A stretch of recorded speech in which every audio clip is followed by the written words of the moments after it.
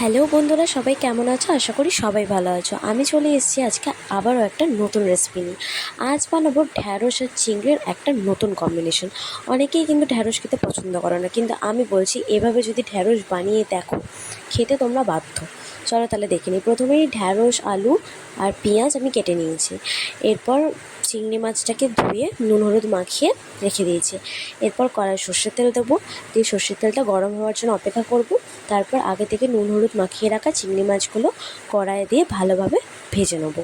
লাল লাল করে ভাজবো কিন্তু, তাহলে খেতে বেশি স্বাদ হবে।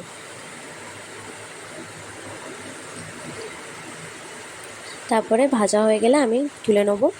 তুলে ওই কড়াইতেই আরও একটুখানি সর্ষের তেল, আমি বেশ খানিকটা সর্ষের তেল অ্যাড করে দেবো। করে যে ঢ্যাঁড়সগুলো কেটে রেখেছিলাম সেই ঢ্যাঁড়সগুলো সামান্য নুন আর হলুদ দিয়ে আমি লাল লাল করে ভেজে তুলে নেব।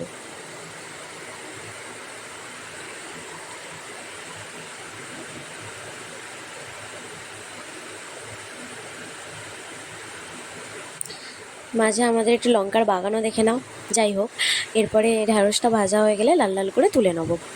এরপর ওই তেলেতেই যে আলুগুলো আমি কেটে রেখেছিলাম, এই আলুগুলো আমি দিয়ে নুন আর হলুদে লাল লাল করে ভেজে আবারও তুলে নেব।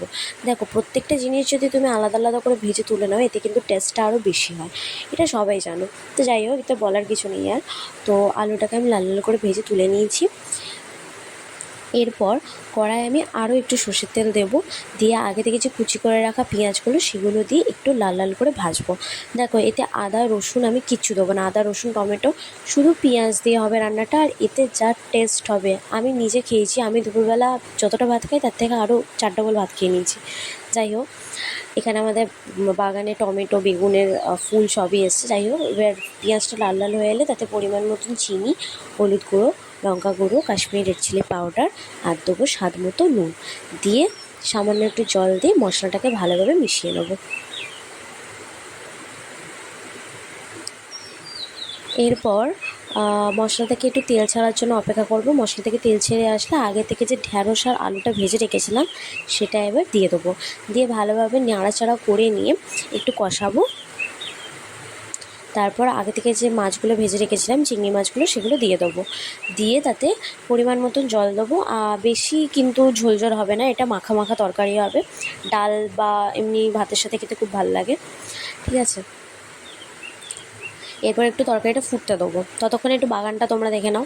এরপর দেখতেই পাচ্ছ তরকারি ফুটে এসছে আর যথেষ্ট সুন্দর একটা কালার এসছে, আর সেন্টটাও দারুণ এসেছিলো। আর ভাতের সাথে যা লেগেছে না, বলার মতো না। ভিডিওটি ভালো লাগলে লাইক করে চ্যানেলটি সাবস্ক্রাইব করো। ফিরছি একটা নতুন ভিডিও।